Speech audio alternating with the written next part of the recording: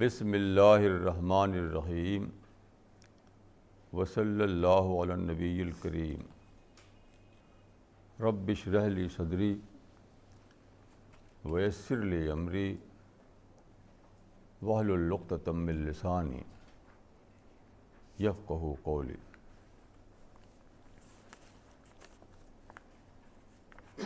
آج کے جو ٹاک ہے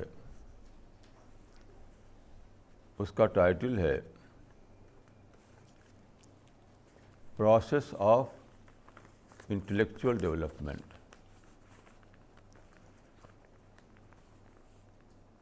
ذہنی ارتقاء کا طریقہ۔ اگر کوئی مجھ سے پوچھے کہ تمہاری لائف کا سب سے بڑا شاکنگ ایکسپیرئنس کیا ہے، آپ جانتے ہیں کہ ہر آدمی کی زندگی میں کوئی شاکنگ ایکسپیرئنس ہوتا ہے، اس کو ہلا دیتا ہے اس کو۔ تو میری زندگی کا شاکنگ ایکسپیرئنس یہ ہے کہ میں نے پایا کہ دنیا کے تمام لوگ کنفیوژن میں جی رہے ہیں، سبھی لوگ، مسلم بھی اور نان مسلم بھی۔ دیکھیے، جو بالکل ٹیکنیکل ٹائپ کے سبجیکٹ ہوتے ہیں، جیسے پوچھا جائے کہ 2 اور 2 کتنا ہوا، تو آپ کہیں گے 4، 4 4 کتنا ہوا، تو آپ کہیں گے 8۔ اس طرح کی چیزوں میں تو لوگ کنفیوژن میں نہیں ہوتے ہیں، لیکن جو بھی انٹلیکچوئل سبجیکٹ ہیں، جو فکری موضوعات ہیں، ان میں سارے ہی لوگ ون ٹو آل کنفیوژن میں مبتلا ہیں، مسلم بھی اور نان مسلم بھی، مسلم لیڈر بھی اور نان مسلم لیڈر بھی۔ دیکھیے، میں بول رہا ہوں ان لوگوں کے بارے میں جو ایجوکیٹڈ ہوتے ہیں، جو لوگوں کو لیڈ دیتے ہیں، جو پریس میں آتے ہیں، ایسے میں کوئی ایکسیپشن نہیں پایا، سب کنفیوژن میں۔ یہ میری زندگی کا سب سے زیادہ شاکنگ ایکسپیرئنس ہے۔ کچھ ایگزامپل میں دوں گا آپ کو آج کے اس ٹاک میں، اور اس سے پہلے بھی میں ایسے ایگزامپل دیتا رہا ہوں۔ میرا یہ جو ایکسپیرئنس ہے، یہ مجھ کو ایک حدیث یاد دلاتا ہے۔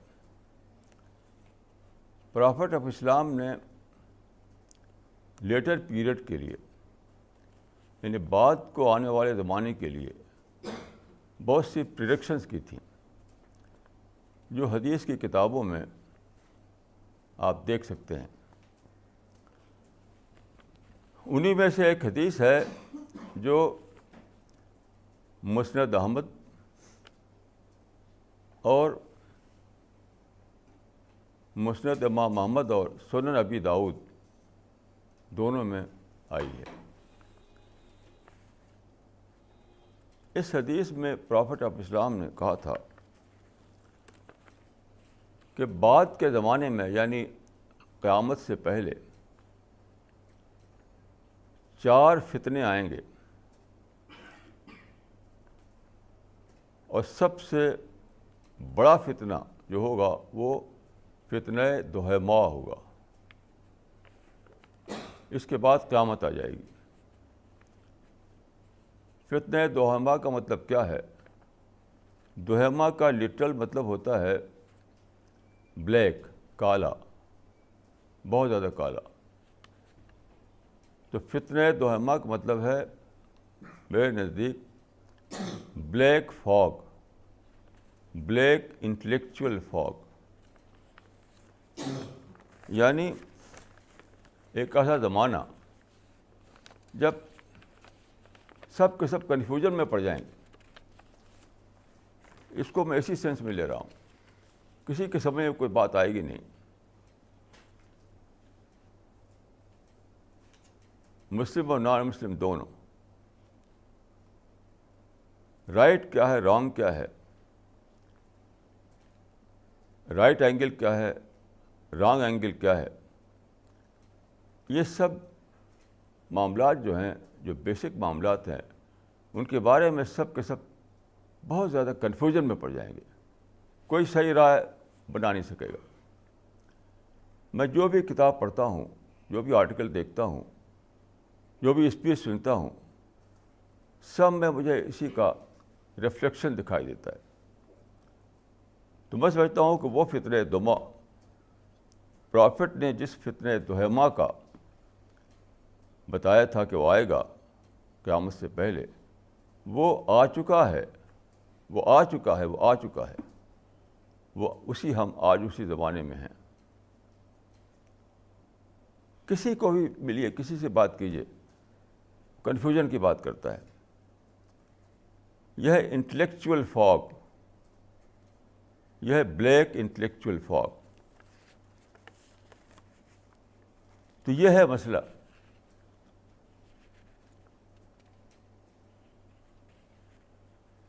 یہ ہے جس کو سب سے زیادہ آپ کو سمجھنا چاہیے. اس سلسلے میں ایک حدیث ہے, وہ بھی ہمیں مدد دیتی ہے اس ایشو کو سمجھنے میں. وہ حدیث یہ ہے, یہ حدیث قدسی ہے, یعنی خدا کی زبان سے. یا عبادی کلکم ضال الا من ہدیتہ فاستہدونی اہدکم. یہ ہے حدیث. اس کا مطلب یہ ہے کہ اے لوگو, اے بندو, اے انسانوں, تم سب کے سب بھٹکے ہوئے ہو, تم سب کے سب بھٹکے ہوئے ہو, سوائے اس کے جس کو میں راستہ دکھاؤں. تو مجھ سے راستہ مانگو, مجھ سے ہدایت مانگو, میں تم کو راستہ دکھاؤں گا. میں سمجھتا ہوں کہ اس حدیث میں اسی کنفیوژن کی طرف اشارہ کیا گیا ہے. دیکھیے بات کیا ہے, اس دنیا میں ہم آپ رہتے ہیں تو ہر وقت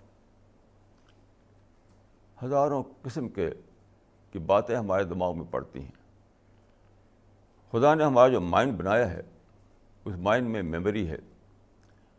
میموری کے بارے میں سائنٹیفک ریسرچ سے یہ معلوم ہوا ہے کہ جو بات بھی میموری میں چلی گئی وہ اٹل ہو گئی. آپ چاہیں بھی تو اس کو میموری سے نکال نہیں سکتے. جو بات بھی چلی گئی, جو آپ نے سنا, جو دیکھا, جو پڑھا, سب میموری میں ریکارڈ ہو جاتا ہے آٹومیٹیکلی. اب آپ سوچئے کہ جب آپ بچپن میں پیدا ہوئے, ماں باپ کی باتیں سنی, گھر کی باتیں سنی, محلے میں, فرینڈشپ میں, سوسائٹی میں, ملک میں, یہاں وہاں پڑھا سنا, اسٹیج پر, کتابوں میں, ان سب کو لیجیے تو یہ بلین سے بھی زیادہ باتیں ہو جاتی ہیں. وہ سب آپ کے مائنڈ میں آ گئی, آپ نہ چاہیں تب بھی آ جائیں گی. ایک بار اگر سن لیا آپ نے تو وہ ریکارڈ ہو گئی آپ کے مائنڈ میں. یعنی کانشیس مائنڈ میں نہ بھی ہو تو انکانشیس مائنڈ میں پھر بھی موجود رہتی ہے. اس کا مطلب کیا ہوا, ہر آدمی جنگل آف تھاٹ میں جی رہا ہے. جنگل آف تھاٹ میں بلیک اینڈ وائٹ, سفید اور کالا, صحیح اور غلط, سب بھرے ہوئے ہیں اسی میں. اب اس کو سارٹ آؤٹ کرنے کا معاملہ ہے. یہ تو ہونا ہی ہے کہ آپ کے مائنڈ میں سب بھر جائے, کوئی بھی اس سے بچ نہیں سکتا ہے, وہ تو ہونا ہی ہونا ہے. جنگل آف تھاٹ میں آپ کو جینا ہی جینا ہے. اب کامیاب وہ ہے جو سارٹ آؤٹ کر کے کالے کو الگ کرے, سفید کو الگ کرے, رائٹ کو الگ کرے, رانگ کو الگ کرے. اسی کو بتایا حدیث میں کہ مجھ سے ہدایت مانگو, میں تم سے ہدایت دوں گا. یعنی اس کا مطلب کیا ہے؟ اس کا مطلب یہ ہے کہ خدا کا جو نظام ہدایت ہے, جو لا آف نیچر ہے, اس کے مطابق کوشش کرو. یعنی یہ سارٹ آؤٹ کا کام ہے, یہ تم اس کو سارٹ آؤٹ کرنا پڑے گا لا آف نیچر کے مطابق. تو پھر تم کو پتہ چل جائے گا یہ کالا ہے یا سفید ہے. یہ ہے وہ ٹیسٹ جس میں ہم پڑے ہوئے ہیں, اور اس زمانے میں یہ ٹیسٹ بہت ہی کڑا ہو گیا ہے, کیونکہ یہ فتنہ توہمہ ہے. یہ بلیک انٹلیکچوئل فاگ کے زمانے میں ہم جی رہے ہیں, جب کچھ دکھائی نہیں دیتا. کبھی آپ نے اگر ایسا فاگ دیکھا ہو, میں نے دیکھا ایسا فاگ کہ چاروں طرف دنیا ہے لیکن ہمیں دکھائی نہیں دیتی, کیونکہ بہت ہی گہرا فاگ ہمارے چاروں طرف گھیرے ہوئے ہوتا ہے. تو اس میں کرنا کیا ہے؟ خدا نے دیکھیے اس دنیا میں ہر چیز کا ایک ڈیمونسٹریشن دے رکھا ہے. ڈیمونسٹریشن, اس چیز کا ڈیمونسٹریشن خدا نے ایک بہت ہی چھوٹے اینیمل, چونٹی, اینٹ کی شکل میں دیا ہے. اینٹ, ANT, چونٹی. وہ کیسے؟ آپ جانتے ہیں کہ سالٹ اور شوگر دونوں کا رنگ ایک ہوتا ہے, دونوں وائٹ ہیں. سالٹ کا جو رنگ ہے وہی شوگر کا بھی رنگ ہے. اب دونوں کا آپ ملا دیجیے ٹکڑا ٹکڑا کر کے. چونٹی آئے گی تو کیا کرے گی؟ وہ سالٹ کا ایک ذرہ بھی نہیں لے گی. وہ چونٹی جو ہے صرف شوگر کو لے گی, بس شوگر کو لے گی, سالٹ کو چھوڑ دے گی. یہ ہے سارٹنگ آؤٹ. تو چونٹی کے شکل میں خدا نے بتایا ہے کہ آپ کو وہی کرنا ہوگا جو چونٹی کر رہی ہے. یعنی سارٹ آؤٹ کر کے نمک کو الگ کرنا, شوگر کو الگ کر لینا. تو آپ کا مائنڈ جو تھاٹ کا جنگل ہے, وہاں بھی آپ کو یہی کرنا ہے. سارٹ آؤٹ کر کے بلیک کو الگ کیجیے, وائٹ کو الگ کیجیے, رانگ کو الگ کیجیے اور رائٹ کو الگ کیجیے. یہی ہے سالویشن. یہ ٹیسٹ میں اسٹینڈ کرنا, کوئی دوسرا طریقہ نہیں. آپ میں سے ہر ایک کو چونٹی بننا پڑے گا, چونٹی. ہم نے بچپن میں جو کتابیں پڑھی تھی تو اس میں ایک ہوتی تھی ریڈر, اردو ریڈر, جو چونٹی پر ایک نظم تھی. تو اس میں ہوتا تھا, ارے چھوٹی چھوٹی تجھے آفری ہے, ارے چھوٹی چھوٹی تجھے آفری. اس کے بہت سی باتیں بتائی تھی انہوں نے. اس میں یہ بھی تھا کہ کیسے تو چھانٹ لیتی ہے, نمک کو چھوڑ کر شکر کو لے لیتی ہے. تو اس میں تھا کہ ارے چھوٹی چھوٹی تجھے آفری ہے, کہ چھوٹی چھوٹی تجھے شاباش ہے, کیا کمال دکھاتی ہے تو. تو ہمیں اسی کمال کو دکھانا ہے, نہیں تو بلیک فاگ میں جینا ہے, بلیک فاگ مر جانا ہے. اور اس سے بچنا ہے تو آپ کو چونٹی بننا پڑے گا. اب دیکھیے ایک اور بات سوچیے آپ. خدا نے آپ کو بنایا ہے تو آپ ایک ڈوئل پرسنالٹی کے شکل میں بنایا ہے. یعنی باڈی ہے اور مائنڈ ہے, ڈوئل پرسنالٹی ہیں آپ, ہم میں سے ہر ایک آدمی. تو آپ جانتے ہیں کہ باڈی کا ایک رزق ہے, اس کا ایک فوڈ ہے. فوڈ اگر نہ ملے تو باڈی جو ہے کام نہیں کر پائے گا, مر جائے گا. تو آپ ڈیلی فوڈ لیتے ہیں باڈی کو زندہ رکھنے کے لیے. اگر باڈی کو فوڈ نہ پہنچائیں آپ تو باڈی کام نہیں کرے گا, وہ ختم ہو جائے گا. اس کو کہتے ہیں رزق. قرآن میں اس کو رزق کہا گیا ہے, یعنی فوڈ. ایسا ہی فوڈ جو ہے آپ کے مائنڈ کے لیے بھی ہے. یہ دوسری آپ کی ہستی کا دوسرا پارٹ ہے, اس کے لیے بھی ہے. وہ کیا ہے؟ وہ یہ ہے کہ چیزوں میں، ہر چیز میں، جو بھی چیز ہے جس میں ہم دنیا میں رہتے ہیں، ہر چیز کے بھی دو آسپیکٹ ہیں، پازیٹیو آسپیکٹ، نگیٹیو آسپیکٹ، ہر چیز کے پازیٹیو آسپیکٹ، نگیٹیو آسپیکٹ. آپ کو کیا کرنا ہے، وہی یہ چوٹی کرتی ہے. نگیٹیو کو الگ کرے، پازیٹیو کو لے. دنیا میں کوئی بھی چیز ایسی نہیں ہے، نماز روزہ بھی ایسا نہیں ہے جس میں دونوں آسپیکٹ نہ ہوں. کیونکہ نماز آپ پڑھ رہے ہیں، آپ کی ادھر ریا آ گئی تو نگیٹیو، اس کا نگیٹیو آسپیکٹ ہو گیا، نماز باطل ہو گئی.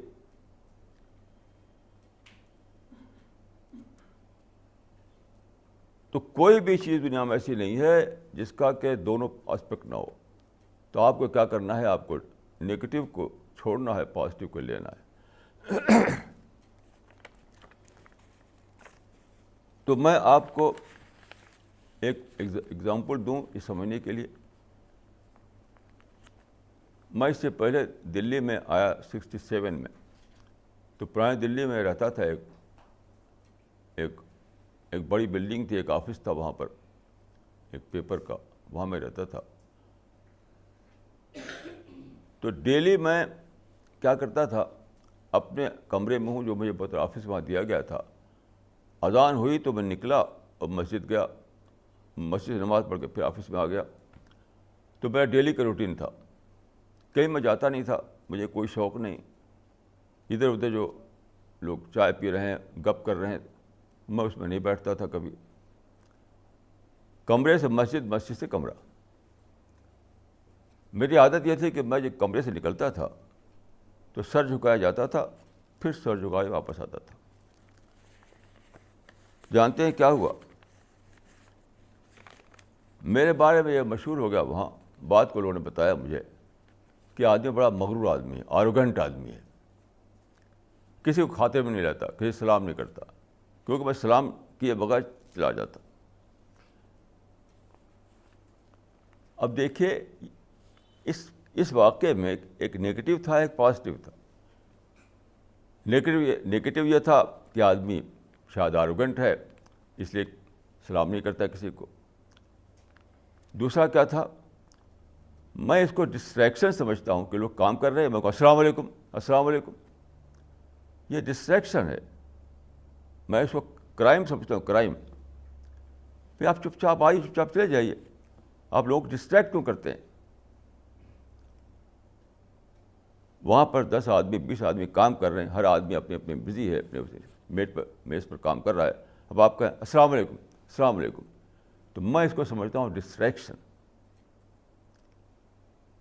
تو ڈسٹریکشن سے بچنے کے لیے ایسی جگہ پر میں السلام علیکم نہیں کہتا. اب دیکھیے کہ میں کر رہا تھا ایک کام اچھے انٹینشن سے، اس کو انہوں نے کیا لیا، بیڈ انٹینشن کھانے میں ڈال دیا. اس میں کیا ہے، اگر آپ ایسا کریں کہ کنسرن پرسن سے ملیں، اس سے پوچھیں کہ تم ایسا کیوں کرتے ہو، تو ایکسپلین کرے گا، تو آپ کی مس انڈرسٹینڈنگ ختم ہو جائے گی. اس نگیٹیوٹی سے اپنے کو بچانے کے لیے ہے کہ یا تو آپ خود اتنا زیادہ انٹلیکچولی ڈیولپڈ ہوں، انٹلیکچولی اتنا ویکنڈ ہوں کہ خود ہی خود ایکسپلین کر لیں. اور اگر آپ اتنا زیادہ انٹلیکچول ڈیولپمنٹ آپ کا اتنا زیادہ نہیں ہوا ہے تو کم از کم پوچھیں اس آدمی سے جس کے بارے میں آپ مس انڈرسٹینڈنگ کا شکار ہو رہے ہیں. تو نہ لوگ نہ یہ کرتے نہ وہ کرتے، اور فوراً کیا کرتے ہیں کہ ایک الٹا رائے بنا لیں گے.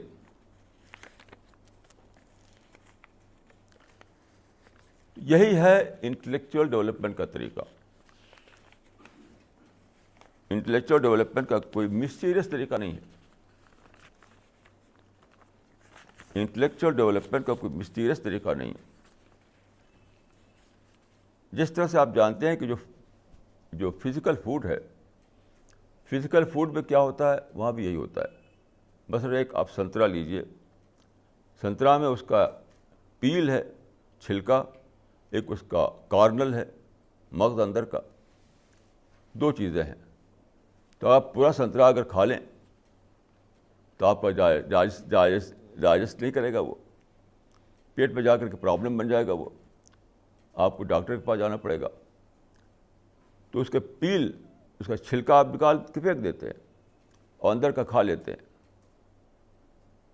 اس معنی ہے کہ ہر چیز میں ایک ہیلدی آسپیکٹ ہے، ایک انہیلدی آسپیکٹ ہے.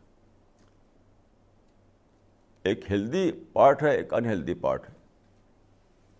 آپ دھان کو لیجئے، اندر اس کے چاول ہے، وہ ایک ہیلدی پارٹ ہے، باہر اس کے ہسک ہے، وہ انہیلدی پارٹ ہے کھانے کے لیے.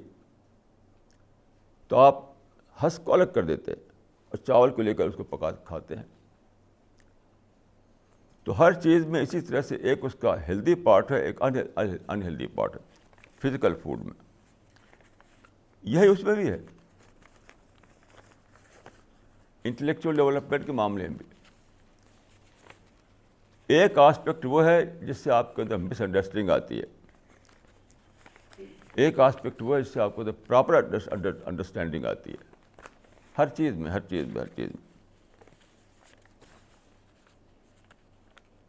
ہر چیز کو جو آپ دیکھتے ہیں، پڑھتے ہیں، سنتے ہیں، تو اس کے دو آسپیکٹ ہوتے ہیں، ایک ہیلدی، ایک انہیلدی. ایک سے مس انڈرسٹینڈنگ جڑی ہوئی ہے، دوسرے سے پراپر انڈرسٹینڈنگ جڑی ہوئی ہے. اب میں آپ کو ایگزامپل دیتا ہوں. ابھی 2 دن پہلے ایک کینیڈا کے ایک پروفیسر مجھ سے ملے، تو انہوں نے ایک بڑی انوکھی بات کہی. اس سے آپ مس انڈرسٹینڈنگ کیا چیز ہے اس کو آپ سمجھیے. وہ وہاں پر پڑھاتے ہیں، یہ آرٹ کے ڈپارٹمنٹ میں پڑھاتے ہیں، وہ اس کے پروفیسر ہیں وہ. تو انہوں نے کہا کہ دیکھیے، ایک ہوتی ہے ایبسٹریکٹ پینٹنگ. انہیں اسلام کے بارے میں کہہ رہے تھے کہ اسلام کے کئی انٹرپریشن ہو سکتے ہیں، کئی مطلب ہو سکتے ہیں. ان کا مطلب یہ تھا کہ اسلام کے آپ ہی کوئی وہ نہیں کہ آپ جو کہیں وہی صحیح ہے، نان مسلم جو کہتا ہے وہ بھی صحیح ہے اسلام کے بارے میں. تو انہوں نے ایک ایگزامپل دیا، ایک انالوجی دی کہ ایبسٹریکٹ پینٹنگ کو لیجیے آپ. اس میں کیا ہوتا ہے، ایسی لکیریں وغیرہ ہوتی ہیں، کوئی بہت کلیئر قسم کا اس میں فگر نہیں ہوتا ہے. تو انہوں نے کہا کہ ایبسٹریکٹ پینٹنگ کو کئی لوگ کئی ڈھنگ سے سمجھتے ہیں. کوئی سمجھے گا کہ ایک چڑیا بیٹھی ہوئی ہے، کوئی کہے گا کہ یہ چاند ہے، اس میں کہ ایک بڑھیا کاتا وہ کر رہی ہے، کوئی سمجھے گا کہ یہ پیڑ ہے، کوئی کہے گا ریور ہے. مطلب ایبسٹریکٹ پینٹنگ کو کئی ڈھنگ سے آپ انٹرپریٹ کر سکتے ہیں. اس کو لے کر انہوں نے کہا کہ اسلام کو بھی ایسے کر سکتے ہیں ہم، کئی ڈھنگ سے انٹرپریشن. اب دیکھیے کہ یہاں پر کیا ہے، اگر وہ سوچتے تو جان لیتے کہ یہ مس انڈرسٹینڈنگ ہے، کیونکہ وہ پینٹنگ جو ہے وہ کوئی اسپوکن فنامنا نہیں ہے، بولتی نہیں ہے. آپ پر چھوڑ دیا ہے اس نے کہ آپ جو چاہے مطلب بنا لیجیے اس کا. وہ خود تو بس لکیریں ہیں، کچھ لائنیں ہیں، کچھ جو چاہے مطلب نکالیے. لیکن اسلام تو ایک اسپوکن فنامنا ہے. قرآن ورڈ آف گاڈ ہے، حدیث ورڈ آف پروفٹ ہے. وہ تو اپنے آپ خود ہی بتا رہا ہے کہ میں کیا ہوں. ذالک الکتاب لا ریب فیہ، وہ خود کہہ رہا ہے کہ یہ خدا کی کتاب ہے. لیکن ایبسٹریکٹ پینٹنگ تو نہیں بولتی. وہ نہیں بولتے کہ میں گائے ہوں، میں پیڑ ہوں، میں ریور ہوں، یہ تو نہیں بولتی وہ. تو آپ دیکھیے ان اسپوکن فنامنا کو لے کر کے انہوں نے اسپوکن فنامنا پر اپلائی کر دیا. اس طرح سے جو لوگ رہیں وہ کنفیوژن میں رہیں گے. بیسیکلی یہی ریزن ہے کنفیوژن کا کہ لوگ چیزوں کو انالیسس نہیں کر پاتے، کہیں کی بات کہیں جوڑ دیتے ہیں، کہیں کی بات کہیں جوڑ دیتے ہیں.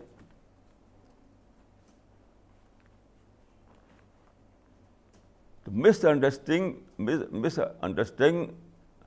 انڈرسٹینڈنگ جو ہے وہ سب بڑا سورس ہے کنفیوژن کا. اور مس انڈرسٹینڈنگ کا مطلب کیا ہے؟ چیزوں کے نگیٹو آسپیکٹ کو لے لینا اور پازیٹیو آسپیکٹ کو چھوڑ دینا. ابھی دیکھیے پچھلے اتوار کو جب ہم یہاں تھے تو اسی وقت اب جانتے ہیں کہ ایکسیڈنٹ ہوا ہے. ہمارے ایک ساتھی کی ڈیتھ ہو گئی.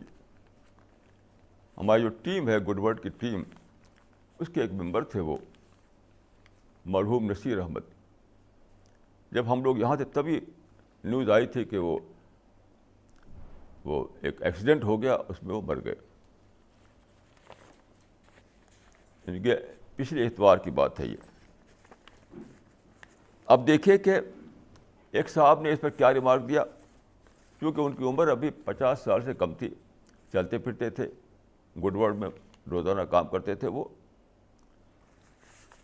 تو اس پر کیا دیا انہوں نے کہ انٹائملی ڈیتھ ہوئی ان کی.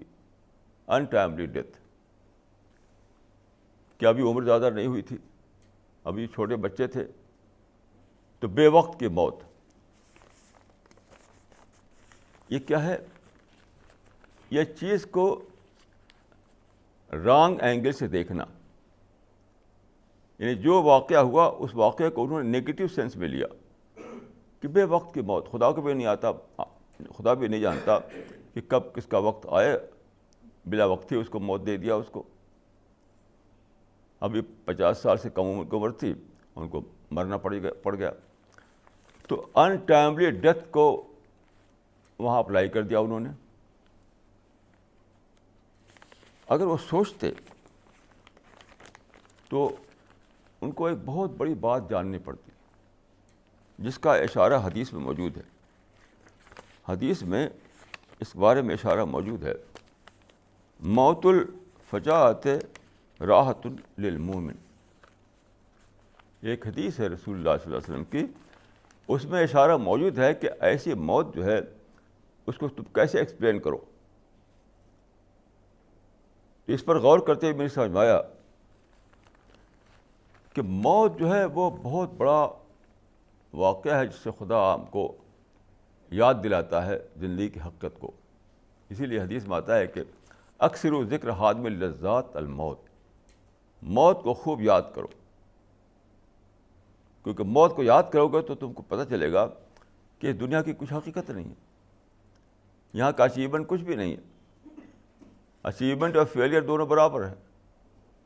کیونکہ 50 سال 40 سال 60 سال مر گئے تو کیا جو پایا اس کو چھوڑ کے چلے گئے. جو کچھ ہم نے یہاں پایا تھا وہ سب چھوڑ کے چلے گئے. تو موت کو یاد کرو جو تم کو زندگی کی جو ریئلٹی ہے اس کو بتائے گی. تو موت کا مقصد کیا ہے؟ زندگی کی حقیقت کو بتانا.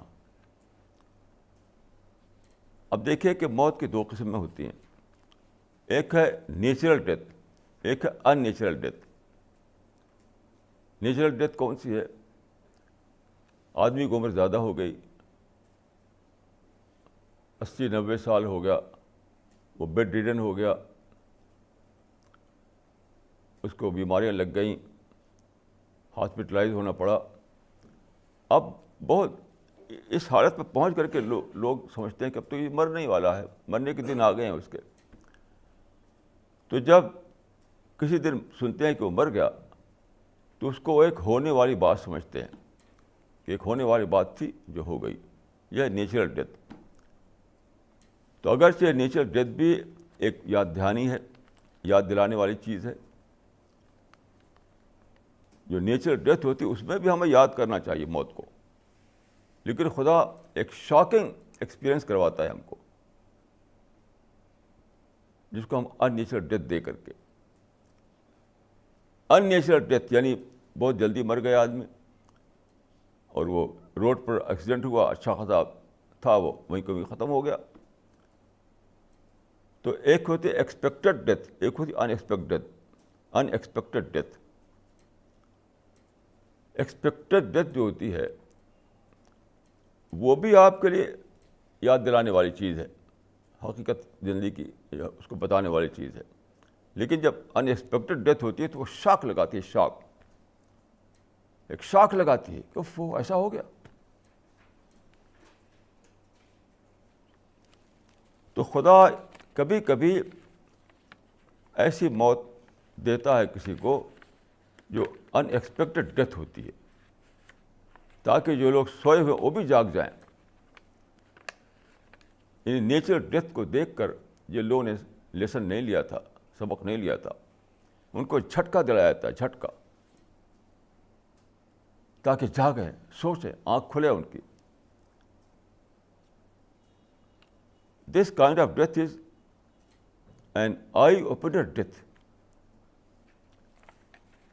تو جس چیز کو لوگ کہتے ہیں انٹائملی ڈیتھ, وہ انٹائملی نہیں ہے, وہ ہے ریمائنڈر ڈیتھ, وہ ہے ریمائنڈر ڈیتھ, یاد دلانے والی موت. اب دیکھیے ایک ہی واقعہ ہے, ایک شخص مر جاتا ہے. اگر آپ کہتے ہیں کہ یہ انٹائملی ڈیتھ ہے تو یہ ہے رانگ اینگل سے اس کو دیکھنا, اس کو نیگیٹو آسپیکٹ سے دیکھنا. لیکن اگر آپ یہ کہیں کہ یہ ریمائنڈر ڈیتھ ملی اس کو خدا کی طرف سے, تو وہ ہے پازیٹیو آسپیکٹ سے دیکھنا, رائٹ اینگل سے دیکھنا. ایسا کر کے آدمی کیا ہوتا ہے کہ اگر آدمی رائٹ اینگل سے دیکھتا ہے تو اس کا انٹلیکچوئل ڈیولپمنٹ ہوتا ہے. یہ چیزیں اس مائنڈ میں سارٹ آؤٹ ہوتی رہتی ہیں. اور اگر اس نے رائٹ اینگل سے دیکھا تو اس کے مائنڈ میں چیزیں سارٹ آؤٹ نہیں ہوں گی, پھر سب اسی میں گلا ملا رہے گا. یعنی نیچرل ڈیتھ اور ان نیچرل ڈیتھ دونوں اسی میں گڑبڑ رہے گی. اب میں آپ کو یہ جو حدیث میں نے سنائی اس میں ایک بات ہے, ایک گڈ ٹائیڈنگ ہے ایسے لوگوں کے لیے. اس حدیث کے اور بھی الفاظ آئے ہیں. تو خدا جن لوگوں کو چنتا ہے ایسی موت کے لیے, ایسی شاکنگ موت, ان ایکسپیکٹڈ موت, تو خدا اس کو کنسیشن دیتا ہے. یعنی بہت ہی ہلکے حساب سے اس کو آخرت میں چھٹی مل جاتی ہے. لوگوں کا تو بہت سخت حساب ہوگا دوسرے لوگوں کا, لیکن ایسا آدمی جو بلیور ہے, جو مخلص ہے, اس کے لیے میں کہہ رہا ہوں, جو بلیور ہے, جو مخلص ہے, اس کو اگر ایسی موت آتی ہے تو خدا اس کو کنسیشن دیتا ہے کہ جاؤ, تم نے دنیا میں ہمارا ایک کام کیا تھا. یعنی اس نے خدا کا ایک کام کیا تھا, ایسے آدمی نے مر کر کے لوگوں کو جگایا تھا. اچانک موت سے لوگوں کو جھٹکا دلایا تھا, لوگوں کو شاکنگ ایکسپیرئنس کروایا تھا. اس نے لوگوں کی آنکھیں کھولی تھی. اس نے, اس کی اچانک موت دوسروں کے لیے ایک شاک دلانے والی چیز بن گئی. تو چونکہ اس نے یہ خدا کے ایک خدمت کی تھی دنیا میں, اس کے لیے خدا نے چنا تھا اس کو, اس کا کنسیشن خدا دے گا آخرت میں کہ اس کا حساب بہت ہلکا ہوگا, بہت آسانی سے وہ جنت میں داخل کر دیا جائے گا. تو دیکھیں یہ بہت ہی ضروری ہے کہ آپ اپنے مائنڈ کو ہر وقت ایکٹیو رکھیں, ایکٹیو. جس طرح فزیکل فوڈ میں آپ بہت ایکٹیو رہتے ہیں. ایک کھانا اٹھایا آپ نے, اس میں فرض کی بدبو آ رہی ہے, جلدی سے اس کو رکھ دیں گے کہ خراب ہو گیا کھانا, اس کو نہیں کھانا ہے. آپ نے منہ میں ڈالا, اس میں کنکری تھی تو آپ نکال لیں گے, پیٹ میں نہیں ڈالیں گے تو پیٹ میں کنکری جو ہے جا کر کے پرابلم پیدا کرے گی. تو فزیکل فوڈ کے معاملے میں آپ بہت زیادہ الرٹ رہتے ہیں, الرٹ. اسی طرح سے آپ کو انٹلیکچوئل فوڈ کے بارے میں بھی الرٹ رہنا ہے. نہیں تو کیا ہوگا, آپ وہی بلیک فاگ کا شکار ہو جائیں گے, اندھیرے میں جئیں گے, اندھیرے میں مریں گے. اور دیکھیں ایک بات میں عرض کروں کہ یہ صرف برے لوگوں کا پرابلم نہیں ہے, اچھے لوگوں کا پرابلم بھی ہے. مس انڈرسٹینڈنگ ایسی چیز ہے جس کا شکار سب لوگ ہو جاتے ہیں, سب لوگ, نیک لوگ, برے لوگ, سبھی کے بارے میں یہ یعنی یہ پاسبل ہے کہ وہ مس انڈرسٹینڈنگ کا شکار ہو جائیں. تو ہر ایک کو الرٹ رہنا ہے, ہر ایک کو سوچتے رہنا ہے, ہر ایک کو جاگتے رہنا ہے. اب میں آپ کو ایک مثال دیتا ہوں. یہ ہے حضرت عائشہ, جو رسول اللہ کی وائف تھی, اور ظاہر ہے کہ بہت ہی سچی پکی بلیور تھی. ان کے بارے میں کوئی شک نہیں, ان کے ایمان کے بارے میں, اخلاص کے بارے میں. تو وہ کہتی ہے اپنے بارے میں ایک قصہ بتاتی ہیں. وہ ایک دن رسول اللہ ان کے حجرے میں تھے رات کے وقت, تو عائشہ سو گئیں. جب رات کو نیند کھلی ان کی, تو انہوں نے دیکھا کہ رسول اللہ حجرے میں نہیں ہیں, وہ اکیلی ہیں. تو وہ کہتی ہے کہ میرے دل میں ایک خیال آ گیا کہ آپ جانتے ہیں رسول اللہ کئی بیویاں تھیں, تو ان کو خیال آیا کسی دوسری بیوی کے پاس چلے گئے وہ رات کے وقت مجھ کو چھوڑ کر. رات کو وہاں پر ساتھ سوئے تھے آپ ان کے حجرے میں. رات کو جب نیند کھلی عائشہ کی, تو انہوں نے پایا کہ رسول اللہ تو یہاں نہیں ہیں. تو ان کو خیال آیا کہ کسی اور بیوی کے پاس چلے گئے. تو وہ وہاں پر روشنی نہیں ہوا کرتی تھی اس زمانے میں, مسجد نبوی کا حجرہ تھا وہ. اٹھی ڈھونڈنے کے لیے کہ شاید کہیں ادھر ادھر ہوں. تو کیا ہوا دیکھیے,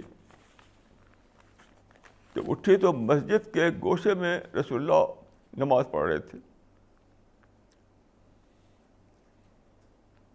وہ رکوع میں تھے اور آپ کے آنسو ٹپک رہے تھے زمین کے اوپر. جب آپ رکوع میں ہوں, آنکھوں میں آنسو آ جائیں اور وہ زمین پر ٹپکنے لگیں, تو ایک بہت ہی اسپریچول وائس اس میں آتی ہے, عجیب قسم کی آواز آتی ہے اس ٹپکنے میں. تو اس سے انہوں نے سمجھا کہ یہاں پہ ہے رسول اللہ. تو قریب گئیں وہ, تو دیکھا کہ آپ نماز میں ہیں, خدا کے آگے جھکے ہوئے ہیں. یعنی انہوں نے سمجھا تھا کہ آپ کو کسی بیوی کی یاد آئی اور ان کے پاس چلے گئے. اور قصہ کیا تھا, رسول اللہ کو خدا کی یاد آئی تھی. خدا کی یاد نے ان کو مسجد پہنچا دیا تھا.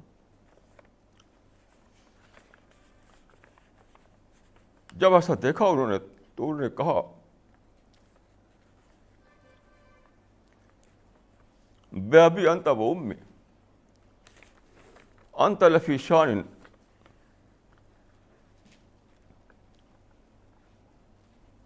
وانا فی شان آخر. بے ابی انت و امی انی فی شان, میں نے غلط پڑھا, بے ابی انت و امی انی فی شان وانت فی شان آخر.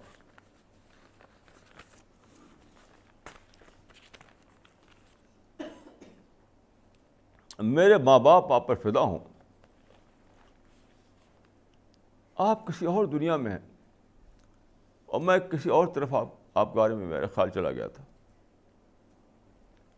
میں سمجھ لیا تھا کہ آپ کسی بیوی کی یاد آئی اور آپ بیوی کے پاس چلے گئے. اور بات تو یہ تھی کہ آپ کو خدا کی یاد آئی اور خدا کے سامنے جا کر کھڑے ہو گئے آپ مسجد میں. اس سے آپ سمجھ سکتے ہیں کہ مس انڈرسٹینڈنگ کتنی کلیئر ہے, کلیئر کتنی بری چیز ہے مس انڈرسٹینڈنگ. ایک انتہائی اچھے آدمی کے بارے میں بہت ہی برا خیال آپ کے دل میں آ سکتا ہے. ایک بہت ہی مخلص اللہ والا انسان, اس کے بارے میں آپ بہت ہی بری رائے بنا سکتے ہیں. مس انڈرسٹینڈنگ, غلط فہمی ایسی خراب چیز ہے. اب سوال یہ ہے کہ اس سے آپ کیسے نکلیں. یہ جو اسٹیٹ آف مائنڈ ہے, یہ جو کنفیوژن ہے, یہ جو آدمی اس طرح کی الٹی رائیں بنا لیتا ہے, اس پر میں نے بہت سوچا.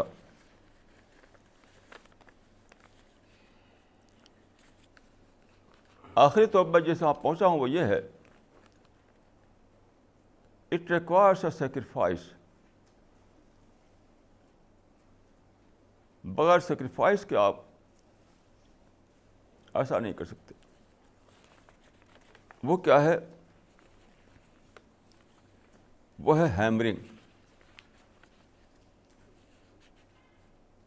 کیونکہ مائنڈ میں اتنا زیادہ باتیں بھر چکی ہوتی ہیں, اتنا زیادہ لیئر چڑھ چکے ہوتے ہیں, اتنا زیادہ اس میں آبسیشن میں جی رہے ہوتے ہیں آپ, کہ ہیمرنگ کے سوا کوئی چیز آپ کو اس سے نکال نہیں سکتی ہے.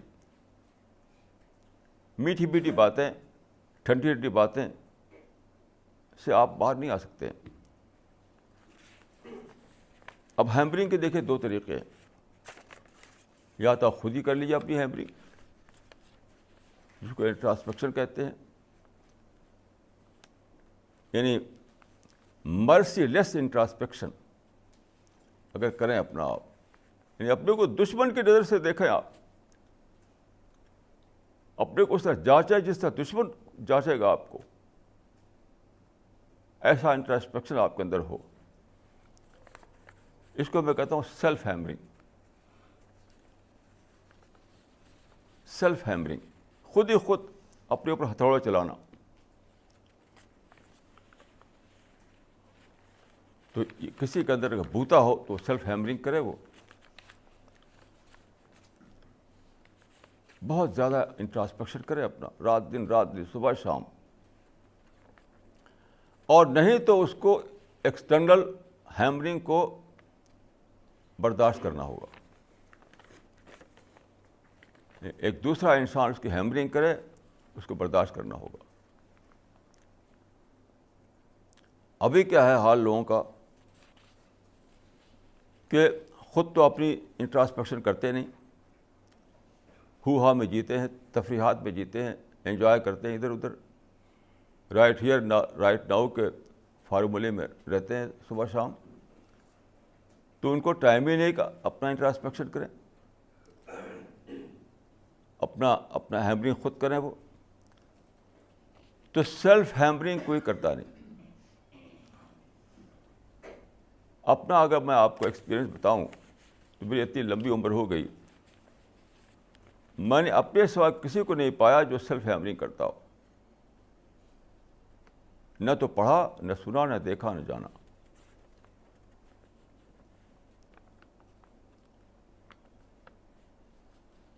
ابھی کل کی بات ہے, ایک صاحب میرے پاس آئے ملنے کے لیے.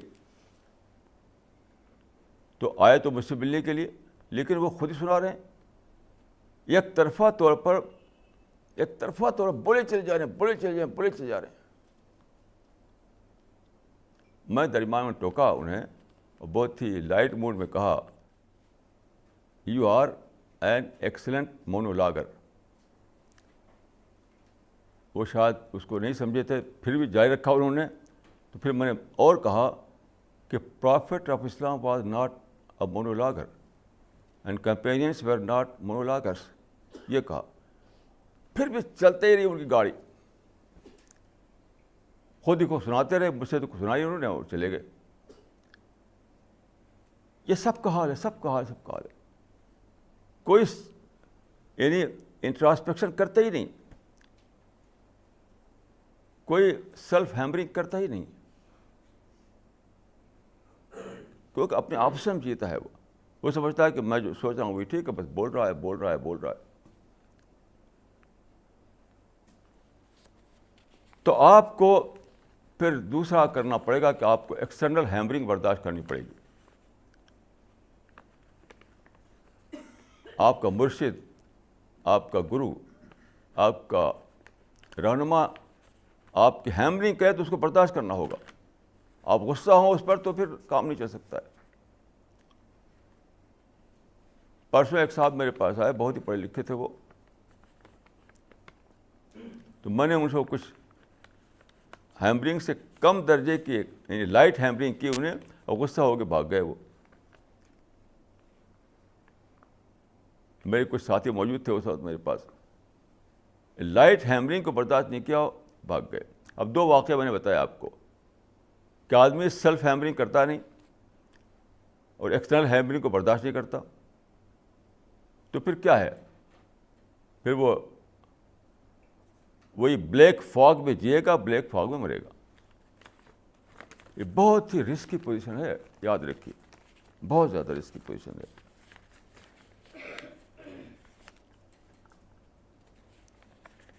میں نے آپ سے کئی بار یہ بات کہی ہے کہ اس دنیا میں ہم کو بچنا ہے ڈسٹریکشن سے, جو انٹلیکچوئل ڈیولپمنٹ میں بہت بڑی آبسٹیکل ہے.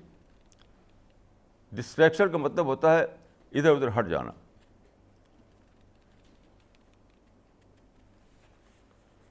تو جیسے میوزک ہے, ایک نوجوان سے میری ملاقات ہوئی جو ہر وقت میوزک سنتے رہتے تھے, بہت شوق تھا ان کو میوزک سننے کا. تو مجھ سے پوچھنے لگے وہ کہ میوزک سننا کیا حرام ہے اسلام میں؟ تو میں نے کہا دیکھیے, حرام اور حلال ہی کا معاملہ نہیں ہے چیزوں کے معاملے میں. یعنی یہی بات نہیں کہ یہ حلال ہے یہ حرام ہے. ایک اور ورڈ اپنی ڈکشنری میں لکھ لیجیے, وہ ہے ڈسٹریکشن. یعنی میوزک چاہے حرام ہو یا حلال, اس سے کوئی بحث نہیں, لیکن یہ تو طے ہے کہ وہ ڈسٹریکشن, سورس آف ڈسٹریکشن ہے. کیونکہ آپ کے پاس بہت کم ٹائم ہے, لائف اسپین بھی بہت تھوڑا سا آپ کے پاس ہے, بہت تھوڑی انرجی آپ کے پاس ہے, اور کام تو بلین کام ہے. اور سب سے بڑا کام ہے انٹلیکچوئل ڈیولپمنٹ, اسپریچول ڈیولپمنٹ. یعنی اچھی چیزیں, کتابیں پڑھنا, اچھے پروگرام دیکھنا, نیچر میں انسپریشن لینا, تو ہزاروں کام ہے. جب آپ میوزک میں مشغول رہتے ہیں تو آپ کو ٹائم ہی نہیں ملے گا کہ آپ نیچر سے انسپریشن لیں, اچھی کتابوں کو پڑھیں, اچھے لوگوں کی صحبت میں بیٹھ کر ان سے کچھ سیکھیں, لرننگ پروسیس چلائیں, چیزوں سے لیسن لیں. یہ سب کو ٹائم ہی نہیں آپ کے پاس ہے. تو میوزک جو ہے, میں نہیں کہتا کہ میوزک حرام ہے, میں کہتا ہوں کہ میوزک سورس آف ڈسٹریکشن ہے. آپ کو انسان سے انیمل بنا لو یہ چیز. جو آدمی ڈسٹریکشن میں پڑے, جو چیزوں سے ڈسٹریکٹ ہوتا رہے, تو وہ کیا ہوگا کہ دھیرے دھیرے انیمل بن جائے گا, فزیکل لیول پہ جیے گا وہ. ایک اور جو لیول ہے انسان کا, اسپریچول لیول, انٹلیکچوئل لیول, اس سے گر کے انیمل لیول پر آ جائے گا. بس میوزک سے انجوائے کرے گا, کرتے کرتے مر جائے گا. آج کل میں سمجھتا ہوں کہ موبائل جو ہے سورس آف ڈسٹریکشن بن گیا ہے. ایک تو ہے کہ آپ واقعی کوئی ضرورت ہے, اس کے لیے موبائل کرتے ہیں آپ استعمال, لیکن میں نے پوچھا کئی لوگوں سے, تو مور دین 50% موبائل کا استعمال کیا ہوتا ہے, دوستوں میں, فرینڈس میں, فیملی والوں میں, ادھر ادھر بس. تو وہ کیا ہے, وہ وقت جو آپ کو کسی اور کام میں لگانا تھا, آپ موبائل لی باتیں لمبی لمبی کر رہے ہیں, بوائے فرینڈ گرل فرینڈ سے, گرل فرینڈ بوائے فرینڈ سے لمبی لمبی باتیں کرتے ہیں. وہ کیا ہے, وہ سب ڈسٹریکشن ہے. آج کے مسجدوں میں موبائل, قبرستان میں موبائل, جہاں دیکھیں موبائل. یہ جہاں آپ کو کچھ سیکھنا ہے, جہاں آپ کو کچھ لیسن لینا ہے, وہاں بھی آپ موبائل لیے باتیں کر رہے ہیں. آج کل تو بوائے فرینڈ جو ہے وہ گرل فرینڈ سے, گرل فرینڈ جو ہے بوائے فرینڈ سے, بس اسی میں لگے رہتے ہیں لوگ. تو بہرحال اس کی پرائز یہ دینی پڑے گی آدمی کو کہ آپ بلیک فاگ میں جئیں گے اور بلیک فاگ میں مریں گے. یاد رکھیے, ایسے لوگوں کے لیے کوئی دوسرا رزلٹ نہیں نکلنے والا ہے. یہ کئی بار میں نے یہ بات آپ سے کہی ہے کہ دنیا کے صرف عام لوگوں کی بات نہیں ہے, یہ ٹاپ کے لوگ بھی اسی میں پڑے رہتے ہیں, کنفیوژن میں, کیونکہ کوئی بھی سارٹ آؤٹ نہیں کرا چیزوں کو, ڈسٹریکشن سے بچاتا نہیں اپنے آپ کو, انٹلیکچوئل ڈیولپمنٹ نہیں کرتا اپنا. تو ٹاپ کے لوگ بھی اسی کنفیوژن میں جیتے ہیں, اسی کنفیوژن میں مرتے رہتے ہیں. یعنی آپ جانتے ہیں کہ پلیٹو نے آئیڈیل اسٹیٹ کا ایک وہ دیا آئیڈیا, اور ایک الیگزینڈر کو تیار کیا آئیڈیل کی اسٹیٹ کا رولر بننے کے لیے. لیکن وہ بالکل میرے دیکھ ایک اسٹوپڈ بات تھی. کیوں؟ وہ جان نہیں سکا کہ اس دنیا میں آئیڈیل بن ہی نہیں سکتا ہے. صرف لیس دین آئیڈیل ہی کا چوائس ہمارے لیے دنیا میں. ایک آئیڈیل, ایک ہے پریکٹیکل. آپ اپنے لیے تو آپ آئیڈیل بن سکتے ہیں. جب آپ آئیں سوسائٹی میں, اجتماعی زندگی میں, تو وہاں آپ کو پریکٹیکل بننا پڑتا ہے. وہاں آپ آئیڈیل کا ناٹ بی اچیو کا فارمولہ آ جاتا ہے.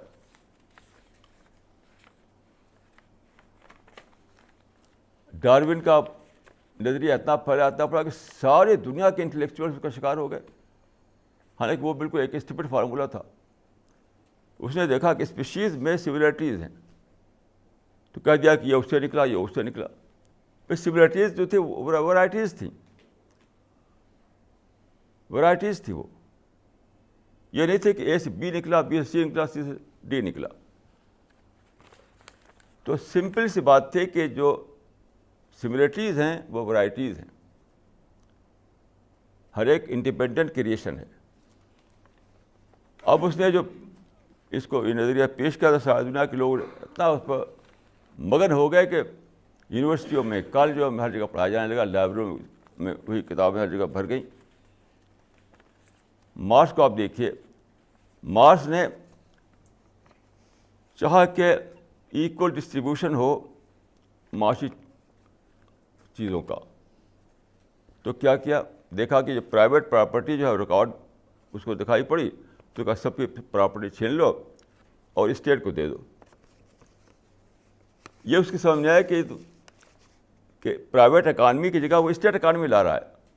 سوشل اکانومی کہاں ہے؟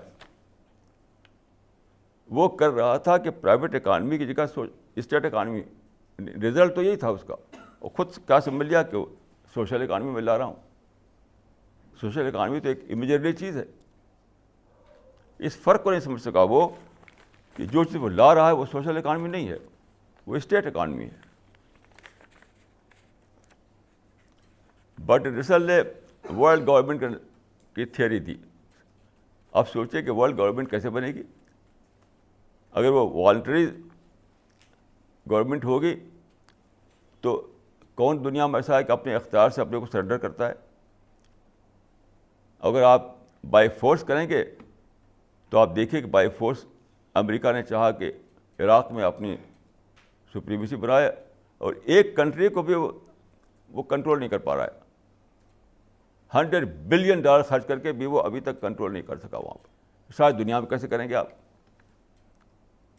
نہ تو والنٹری کنٹرول پاسبل ہے, نہ ملٹری کنٹرول پاسبل ہے اس دنیا میں. لیکن اتنا بڑا ٹاپ کا بٹن, بہت سارے لوگ اسی میں گم رہے چلے گئے دنیا سے, کہ وہ ہمارے وہ چوائس ہی نہیں ہے ہمارے لیے جس چوائس کو لے رہے تھے لوگ. ایسے جو کولونیل پیریڈ جو تھا ہمارا, اس میں جو نیشنل لیڈرس ہر ملک کے اٹھے, ان کا کیا سوچنا تھا کہ فارن رول کو انہوں نے سورس آف آل ایول سمجھ لیا اور لڑ بھڑ کر کے فارن رول ختم کروایا. اب آیا نیشنل رول, لیکن وہی کرپشن جو پہلے تھا. کرپشن میں بڑھ گیا, اب کمی نہیں ہوئی. تو کیوں؟ دیکھیے سورس آف آل ایول جو ہے وہ سیلف انٹرسٹ ہے, وہ فارن رول نہیں ہے.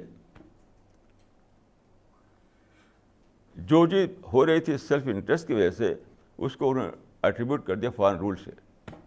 اور بڑے بڑے ٹاپ کے مائنڈ اسی میں رہے. تو آپ کو یا تو آپ سیلف ہیمرنگ کیجیے, اپنا انٹرسپیکشن کیجیے, اپنے کو صحیح کیجیے, یا کسی کو آپ موقع دیے کہ وہ آپ کی ہیمرنگ کرے. وہ میں آپ کو مثال دیتا ہوں کہ سیلف ہیمرنگ کیا چیز ہے. عمر فاروق اسلام میں سیکنڈ کیلف مشہور ہیں, وہ سیکنڈ کیلف تھے. تو جب وہ خلیفہ تھے تو وہ کیا کرتے تھے, راتوں کو راؤنڈ لیتے تھے حالات کو دیکھنے کا. ایک دن وہ مدینے سے باہر نکلے تو انہوں نے دیکھا کہ رات کا وقت ہے اور شہر کے باہر ایک عورت ایک مرد کھڑے باتیں کر رہے ہیں. تو انہوں نے ان کے ہاتھ میں وہ رہتا تھا کوڑا, اور ان کو مار دیا کوڑے سے. اس جو مرد تھا اس کو کوڑے سے مار دیا. تو اس نے کہا آپ مجھے مارا کیوں آپ نے؟ تو انہوں نے کہا کہ تم غیر عورت سے باتیں کر رہے ہو. تو اس نے کہا کہ آپ کیسے پتا کہ غیر عورت ہے؟ یہ تو میری بیوی ہے, میں اس سے بات کر رہا ہوں, میری بیوی ہے وہ. اور چیز یہ ہے کہ ہم باہر سے آئے ہیں, ہم مدینے کے رہنے والے نہیں ہیں. اب یہاں ہم پہنچے ہیں رات کے وقت, تو ہم آپس میں یہ ڈسکشن کر رہے تھے کہ کہاں جائیں. آپ جانتے اس زمانے ہوٹل ہوا نہیں کرتے تھے, کسی گھر آدمی جاتا تھا. تو مدینے کے آؤٹ اسکرٹ میں وہ سوچ رہے تھے کہ ہم کسی گھر جائیں, کہاں جائیں, رات کا وقت ہے. آپ نے ہمیں مار کیوں دیا؟ یہ غیر عورت نہیں ہے, تو میری بیوی ہے. جانتے کیا ہوا؟ عمر نے فوراً کوڑا اس کے ہاتھ میں دیا, لو تم مجھ کو مارو. اور مروایا اپنے کو, جو کہ خلیفہ تھا, خلیفہ. یہ ہے سیلف ہیمرنگ, یہ ہے سیلف ہیمرنگ.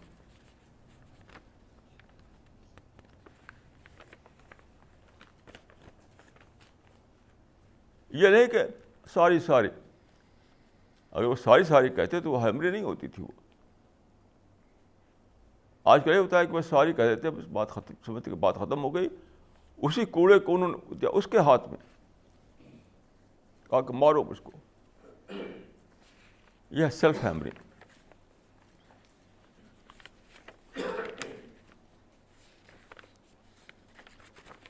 تو میں یہ کہوں گا کہ یا تو آپ مرسیلیس انٹرسپیکشن کیجیے, یا مرسیلیس ہیمرنگ کو برداشت کرنے کے تیار ہو جائیے. یعنی ہیمرنگ ہی ہے اس کا حل. آسانی سے جب بہت زیادہ کوئی چیز لگ جائے, آسانی چھوٹتی نہیں ہے, وہ تو رگڑنا پڑتا ہے. تو یا تو سیلف ہیمرنگ یا ایکسٹرنل ہیمرنگ. اس کے سوا کوئی بھی شکل نہیں ہے جس سے کہ آپ اپنے کو اس فطرے دہما سے, اس بلیک فاگ سے اپنے کو باہر نکال سکیں.